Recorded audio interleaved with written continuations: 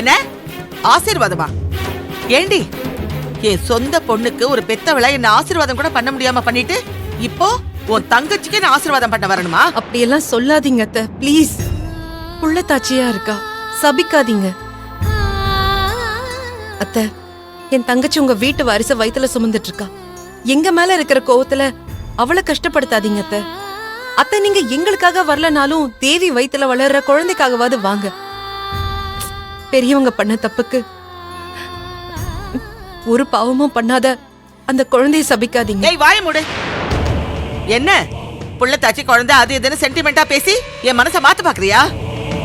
அதான் உன் தங்கச்சிக்கு என் பிள்ளைக்கும் எந்த ஒட்டும் இல்ல, உறவு இல்லன்னு முடிவு பண்ணிட்டேன்ல. ஐயோ, அப்படியெல்லாம் இல்ல. அவங்களுக்கே சம்பந்தம் இல்லாத போது அந்த குழந்தைக்கும் எங்களுக்கு மட்டும் என்னடி சம்பந்தம் இருக்க போது? அத்தை ப்ளீஸ். நீங்க வளகாப்பு நடத்துங்க, இல்ல வேற என்ன வேணாலும் பண்ணுங்க, நாங்க வரமாட்டோம். அத்தை ப்ளீஸ் அத்தை. அத்தை, ஏன் இப்படி அபசகுனமா பேசுறீங்க? அத்தை ப்ளீஸ், கோவத்துல வார்த்தையை விடாதீங்க. அப்படிதாண்டி பேசுவேன். இந்த பார், உன் அண்ணனும் தம்பி என் பிள்ளைய அடிச்சாங்க. நான் ஸ்டேஷன்ல கம்ப்ளைண்ட் கொடுத்து அவங்கள உள்ள தூக்கி வச்சேன். ஆனா பரிதாபப்பட்டு என் பிள்ளையா மனசு இறங்கி உன் தம்பியே ரிலீஸ் பண்ண வச்சான்.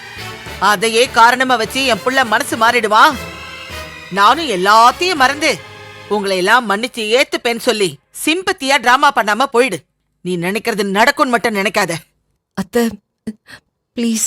இங்க பாரு, இங்க எல்லாரும் இருக்காங்கன்னு கூட பார்க்க மாட்டேன். இங்க இருந்து போயிடு. அத்தை அத்தை அத்தை அத்தை ஏய், அத்தை விடு. அத்தை ப்ளீஸ் அத்தை. அத்தை, அன்பு பண்ணது தப்புதான். மூர்த்தி விக்னேஷா அடிச்சதும் தப்புதான் அத்தை. ஆனா எந்த தப்பும் பண்ணாத தேவியை தண்டிச்சிடாதீங்க. அவ பாவம் அத்தை. விக்னேஷ பிரிஞ்ச வந்த நாள்ல இருந்து அவ தினமும் அழுதுகிட்டே இருக்கா. சரியா சாப்பிட மாட்டேங்கிறா, தூங்க மாட்டேங்கிறா. எனக்கு எந்த பாரமும் கொடுத்துட கூடாதுன்னு உள்ளுக்குள்ளேயே போட்டு குமரிட்டு இருக்கா அத்தை. இன்னைக்கு கோவத்துல தேவி உங்க வீட்டு மருமக இல்லன்னு சொல்லலாம், விக்னேஷ்க்கு பொண்டாட்டி இல்லன்னு சொல்லலாம், ஏன் வயித்துல வளர்ற குழந்தை உங்க வீட்டு வாரிசே இல்லன்னு சொல்லலாம். ஆனா காலம் எல்லாத்தையும் மாத்திடும் அத்தை. அப்போ எல்லாத்தையும் மறந்து நம்ம ஒண்ணு சேரும் போது இப்படி எல்லாம் பேசிட்டோமேன்னு சொல்லி நாமளே வருத்தப்பட்டு நிக்கிற மாதிரி ஆயிடும் அத்தை. எப்படி எப்படி எப்படி எல்லாத்தையும் மறந்து ஒண்ணு சேருவோமா? என்னடி மறந்துடுவேன்? மறக்கிற மாதிரியா நீங்க பண்ணி வச்சிருக்கீங்க? என் பொண்ண உன் தம்பி திருட்டுத்தனமா இழுத்துட்டு போய் கல்யாணம் பண்ணுவான்.